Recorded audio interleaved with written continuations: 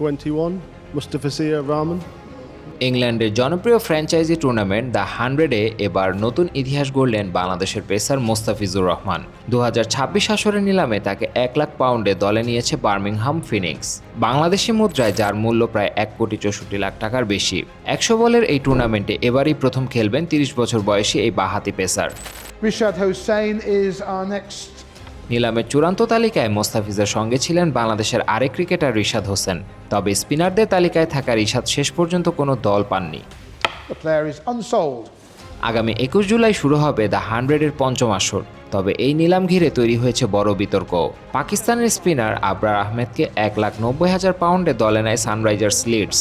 এর কয়েক ঘন্টার মধ্যেই সামাজিক যোগাযোগ মাধ্যম এক্সে তাদের অফিসিয়াল অ্যাকাউন্ট হঠাৎ স্থগিত হয়ে যায়। কেন এই অ্যাকাউন্ট স্থগিত করা হয়েছে তা এখনও স্পষ্ট করেনি এক্স কর্তৃপক্ষ, যদিও ফেসবুক ও ইনস্টাগ্রামে দলটির অ্যাকাউন্ট এখনও সক্রিয় রয়েছে। এই ফ্র্যাঞ্চাইজিটি মালিকানাধীন চেন্নাই ভিত্তিক সান গ্রুপের, যার নেতৃত্বে আছেন কালানিধি মারান আর সহমালিক হিসেবে আছেন তার মেয়ে কাভিয়া মারান।